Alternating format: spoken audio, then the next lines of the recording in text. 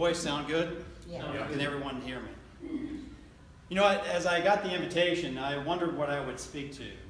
Because not only is it an opportunity to be able to connect to community, but it's also an opportunity to be able to connect to individuals that had walked a path of service.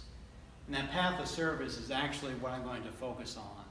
And woven in that path of service is an opportunity to realize how it is that we care for one another. So by a show of hands, I'm going to see what our collective interest is in the services here. So those who served in the Army, can I see a show of hands? Congratulations, you won this past Saturday. You beat the Navy. So round of applause. So those who don't follow football, the Army-Navy game was this past Saturday. And the Navy had a 14-year winning streak, but the Army was able to pull out a victory. And as I shared at this table, my brother is a soldier. So 4 hours out of a year, he becomes a soldier sailor, going back and forth. But it was good to be able to finally say to him after 14 years, nicely done, big bro. What about the United States Marine Corps? Show of hands. United States Navy. United States Coast Guard. Outstanding. Air Force. Very good. What about our National Guard in one of the states? The reason I started off this way is that sometimes we get lost in the idea of what service is. And I think John did it very well. Where did you go, John? There we go. Is that sometimes service is not necessarily defined by a uniform. It's really defined by the connection to others, whatever that other may be. It may be a foreign land, it may be another service, or it may be simply a command on how we're able to do that. But to understand that service is actually to understand what it is for a nation to be built. And I'm not going to give you a history lesson, but I am going to share the story of two individuals. One individual who's calling in right now. You always not like to be that individual. So we just celebrated Pearl Harbor last week. So I'm going to take you back to December the 6th, 1941. December the 6th, 1941. A young girl wanted to be able to experience time with her friends. And this was back in 1941, and I'm here to say that 1941 had slumber parties as well.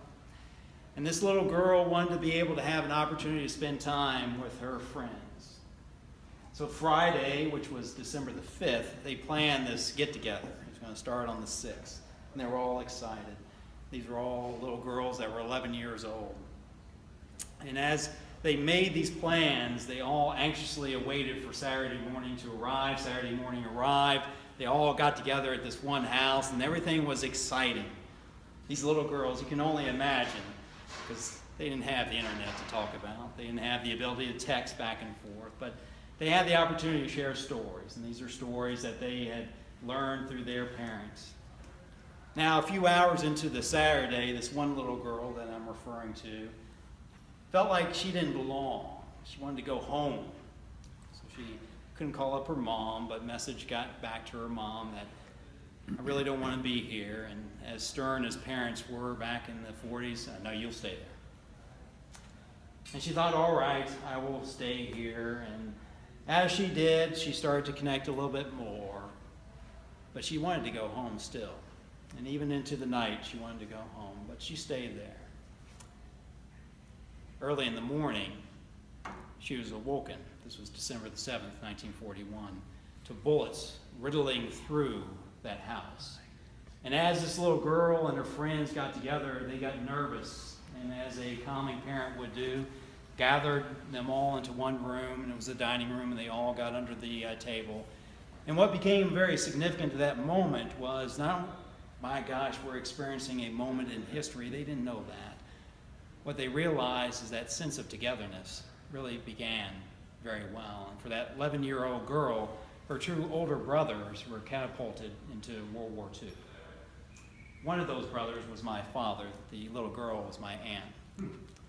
And I share that with you because I think sometimes when we talk about history, when we talk about connection, when we talk about things that become important to us, if we don't have a personal connection, then all we have is an individual like me talking to a group of individuals. But when we find that personal connection, and age does not define this personal connection.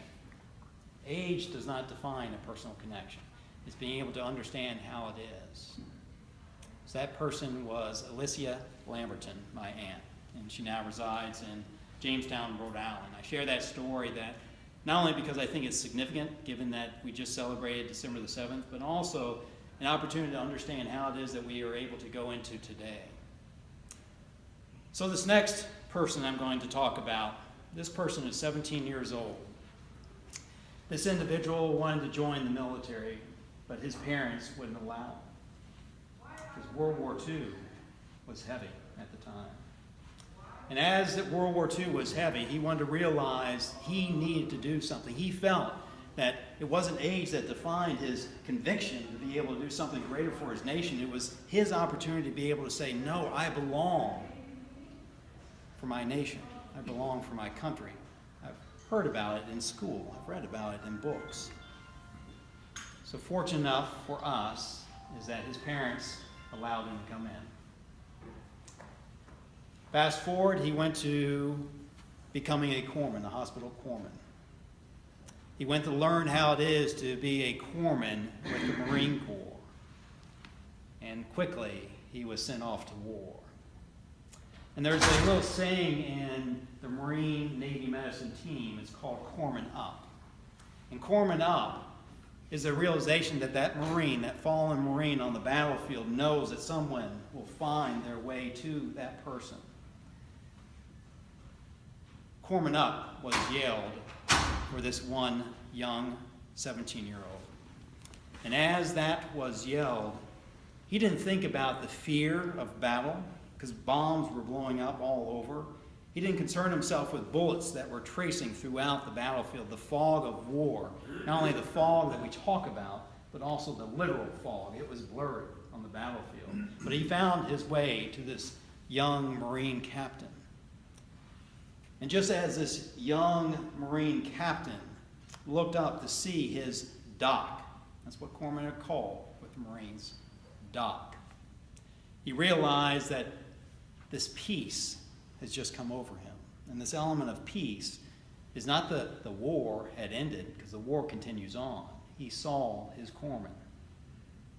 And this corpsman was defending this young Marine. And how grand it was. I could not have asked for someone to write a story better than what the real life actually depicts. This young corpsman, 17 years old, in one hand he had a .45 caliber. This was before today's 9mm. In the other hand, he had a container of IV solution. Just as I am posing here today, this is his pose. He's kneeled over this young Marine. And as craziness as war is, as all the noise, the explosions, this young 17-year-old was not hearing that, nor was that young captain who's laying below him. That young corpsman is Robert E. Bush. In 2000, we were given the honorary name of the Robert E. Bush Naval Hospital. I share that story not because of Robert E. Bush, but more of understanding what's interesting about it. And if you've ever had the opportunity to visit, and if you have not, please let me know and we'll arrange a time where you can come up and visit the hospital. But there is a statue of Robert E. Bush right in front of the hospital, looking dead center. And in that, Robert E. Bush is kneeling over this young Marine. One hand, container of IV solution. The other hand, a .45 caliber. And there's a sense of calmness when you're standing in front of the statue. And what I've shared with individuals, when you are standing in front of there, that sense of calmness that you have today, the present day, is the same calmness that that young Marine had, that Robert E. Bush had, because he had felt that he was well prepared for that environment. The one thing, which is probably the most significant element of this story, that is not shown in that statue, is at the time that Robert E. Bush was holding this container of IV solution. In the other hand, a .45 caliber, which he was taking care in defending this young Marine. He had an eye shot out. Robert E. Bush is the Medal of Honor winner. And as much as it was interesting when we got named the Robert E. Bush that he was able to come, I have a close tie to his son Mike, because I think that is significant. That's a connection. So why I share this with you is an element that is woven through the story of my aunt, that's woven through Robert E. Bush, is an element of care, is an element of compassion. How do you find that care? How do you find that compassion? One would say that I find the compassion coming here and sharing this story and having the opportunity to speak with you. But I would also say that from a greater sense, it's being able to understand what this concept of corpsman up is, what doc is. We have in the military these individuals called Fleet Marine Force corpsmen. So we have corpsmen on board a ship. We have corpsmen that go down range far more often than corpsmen ever did before. And now we have corpsmen with the Marines, and Robert E. Bush was stationed with the Marines. And what becomes important is to realize that as that individual, Robert E. Bush, made a story come to life, made an opportunity to realize that his training gave him the opportunity to have that young Marine see his family again. Being able to realize as things happen, there's an element that's woven through every step in life. And for Navy medicine, we have the opportunity to weave that through everything that Navy medicine does. Fast forward to today. You may have heard of the USNS Mercy. It's stationed in San Diego, or the USNS Comfort, stationed in or home ported in Baltimore, Maryland. World War II, the hospital ships, not the Mercy and not the Comfort, when they would go out, our enemy would say, my gosh, the U.S. means business. Because these hospital ships are 1,000-bed platforms. When you sail these two hospital ships, it has much impact as a carrier has. And the reason why is that not only is it big and white, not only does it have a red cross painted on the side, but when you bring a platform like that into the battle space, you're there for business. It's one phenomenal deterrent. But today's war is not like World War II. Not even like Korea or Vietnam. Today's war is different. That's not to say that we don't need health care. It's not to say that we don't need active duty shipmates or shipmates that support.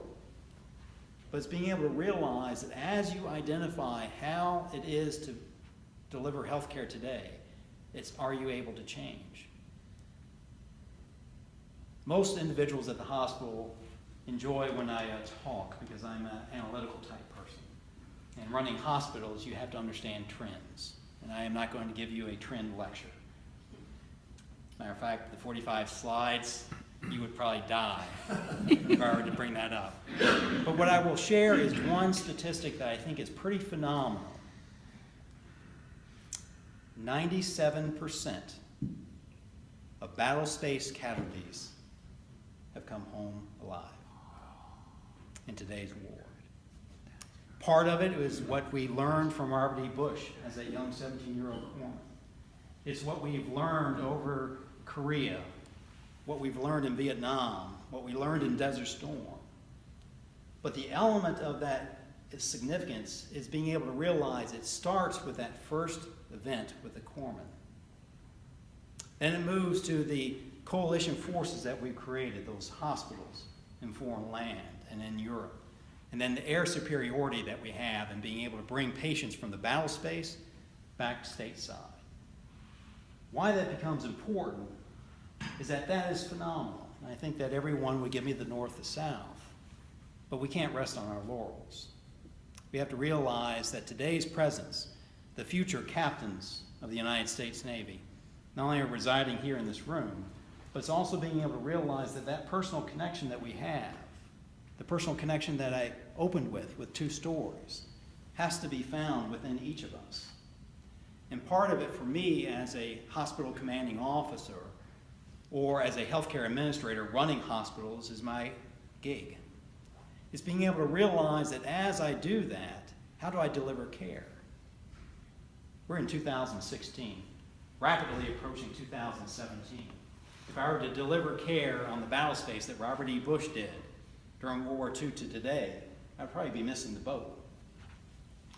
But the opportunity for us to exercise what it is that we learn is how we apply. So our current Surgeon General, Admiral Forrest Faison, he talks about convenience. The youngsters, the future captains. Convenience is having a cell phone. It's being able to have that connection with the doctor right away. And we are building that in. But with convenience, you also have to be concerned. Today we have clinics, not military, civilian. Civilian clinics in Walmart. We have clinics in grocery stores. And that is built out of convenience for the patients. So what about the military?